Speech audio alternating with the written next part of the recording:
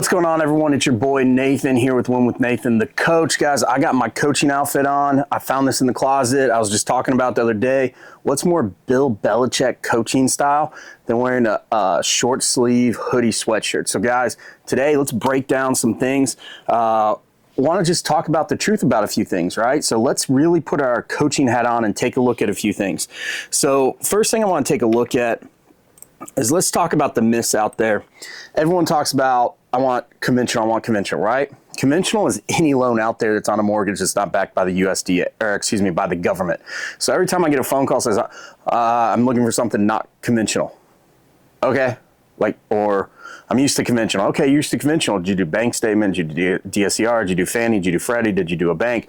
What did you do? So guys, let's break this down on busting some myths. Let's break down the X's and O's of lending.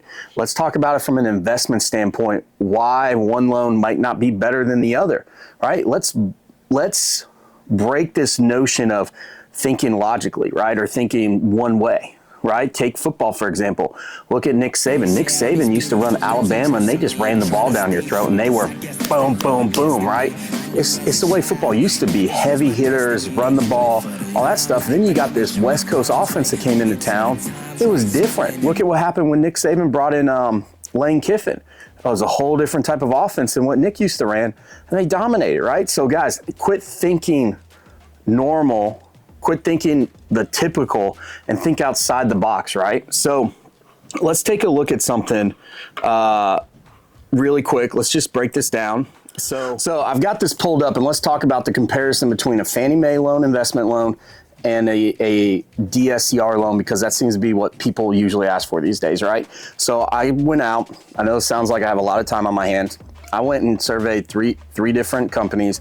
I got quotes, right? Let's look at 25% down Fannie Mae, 25% down DSCR, and let's just look at the numbers. So as you see here, I got Fannie Mae up here. The purchase is $750,000, 25% down.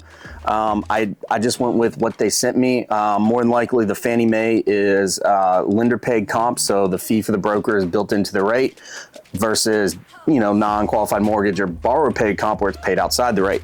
So the best rate I was quoted this past week was 6.5% on 25% down. Guys, that's phenomenal. Now, granted, that's a low DTI, perfect credit, and a lot of things. So that's a great rate, right? We're all thinking it's a beautiful thing. So let's take a look. All right, so Fannie Mae closing costs, your payments $4,055.38. That's with just basic taxes and insurance, so not even including HOA. Your total closing cost is going to be $198,839. Now, I kept this easy. I didn't add, in a lot of states, there's a tax stamp transfer fee, and there's some other miscellaneous taxes. I left those out because each state is different. So let's just compare them. So Fannie Mae, this is with 2% seller concession, because right now this market, right, people are getting seller concessions, discounts, and all that stuff. So Fannie Mae investment loan, max seller concessions 2%. So I got that. Your closing costs are $198,839. Not bad, right? Let's look at DSCR. DSCR for $750,000 down. Interest rate is 7.125. Your cash to close is $176,106, because your max seller concession here at the lender is 6% seller concessions. So you're paying all closing costs, right? You're not coming out of pocket any miscellaneous fees. Now, a smart person knows that you can't pay less than your down payment. So the down payment on 25% down on a 750 is roughly $187. So you've got roughly 11 grand extra to play with, right? And guys, think about this. This is with a 1.5 point origination charge and a little higher underwriting fee, which usually non-qualified mortgages are. So the seller's paying all that, right? So I don't care what your fees are, because the seller's paying for it. Now, what you can do, you have a couple options, right? So you could do a buy down, right? So if you bought the interest rate down to, let's say, 6.875, right? You're still $2 grand under the down payment. So basically you'll get your earnest money back, right? So looking at that from a cash out of pocket standpoint, the best investment is probably going to be DSCR when you get 6% seller concession. You might be thinking, I get this question all the time, who's doing that? Guys, everyone's paying seller concessions right now, right? Now's the time with this market to be aggressive, make insulting offers, ask for seller concessions. I love when I get to the closing table, and right before it, the seller agent's like, you used all 6%? I thought you could only use 2. They convinced the seller to sign it thinking we wouldn't use all 6, guys. So I love that because it just means my buyer got a better deal and the seller didn't know what they were doing. So when you look at this comparison, let's see, $234 difference by going Fannie Mae, right? Okay, so let's see, 234, what's that? $2,700 extra a year in rent, right? Okay, that's not bad. So cash on cash return, they're all gonna be about the same, right? Because extra 2,700 bucks, okay, what's the chance I'm gonna refi 3 to 5 years? If I'm refinancing in 3 years, right, I'm paying an extra, what? I'm paying an extra $13,000 out of pocket at closing, and in 3 years time I'm going to save $9,000. What's the better investment? Of course it's going to be the DSCR, right? Just from a cash standpoint. Now if we take this a step further, right, and I didn't add it to the scenario, but what if there's an HOA involved, right? HOA involved, that's a lot of extra money, right? So if I got $2,000 up front for DSCR, or $2,000 left, 2,200 I think it was, and there's an HOA involved, let's say 150 bucks, I could prepay my HOA up to 3 years with DSCR. You can't with Fannie. DSCR, we allow it. So if I save 3 years worth of HOAs at 150 bucks a pop or however much, I'm saving $2,700, or roughly, give or take, 150 times 36. So that's what, I was way off. That's more than $3,600, right? Versus saving $2,700 a year with Fannie Mae.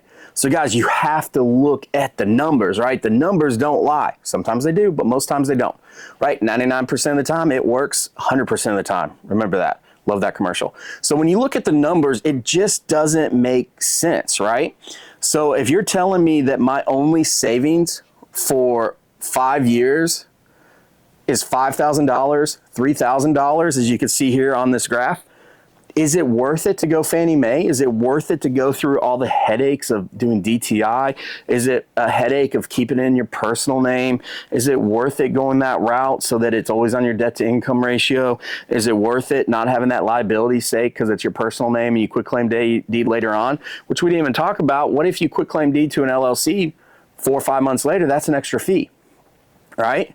And then where it gets really interesting, guys, is this. Like, if you do Fannie Mae, right, you paid fees up front.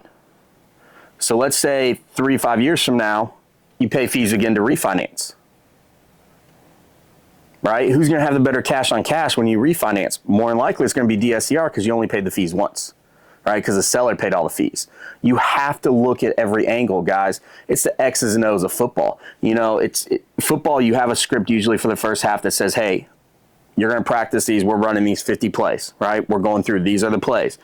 Here's the audibles we can call. If it's 4th and 1, we change to this, that. You have a script, right? You plan ahead and you have a script for everything. And then the second half, you make adjustments. But here's the thing that a lot of people get wrong. With football, you still practice the adjustments and what happens for the second half, what could happen, potentially 2-minute drills and all that stuff. What people fail at for lending, I believe, is a lot of originators don't talk about the second half, right? The second half is the refinance. The second half is what to do when you sell. Second half is what's going to happen a year from now when you decide to buy another property, another second home, or an investment property, and you're like, crap, it's on my DTI. So as we look at this, you know, I don't see enough savings to warrant going Fannie Mae or Freddie, right? There's too many benefits for DSCR not to go that route. And again, guys, I did this on a 3-year prepay, right? DSCR does have a prepayment penalty, but you're not going to refinance every year. I know some brokers and lenders out there tell you to. I just don't see the point. I just don't see taking away equity and paying the fees. So I just don't see the benefit there when it's this close. Now, things can change with rates and spreads and all that stuff going forward, but you have to look at each deal. This is why I tell people you have to run a script.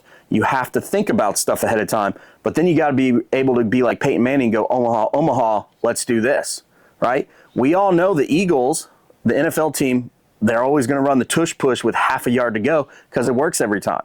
All right, but here's the thing. Everyone plans for that, potentially can stop it, dive underneath, catch the ball, whatever.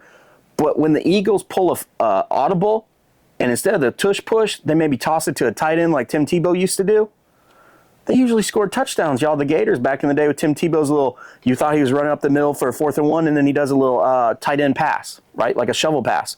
You have to have audibles, right? And an audible is basically, for everyone out there who owns rental properties, what if the market shifts? What if you want to sell? What if you want to go from a long-term rental to a short-term, to a mid-term? What if you want to go room to room, pad splitting, right? You've got to have all these audibles. So guys, looking at the numbers, talking about the plays, the audibles and everything, don't be fixated on one route and only go the non-qualified mortgages once you hit 10 that Fannie Mae says you max, right? Speak to experts and learn about the differences. It's very important, guys.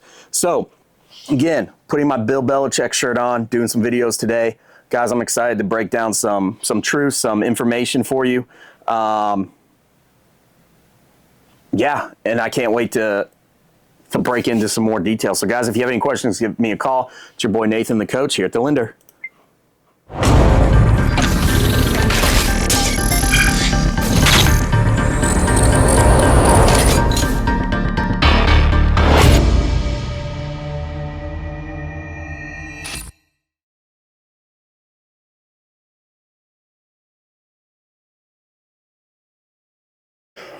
What's going on, everyone? Figured today I'll bring in my inner Bill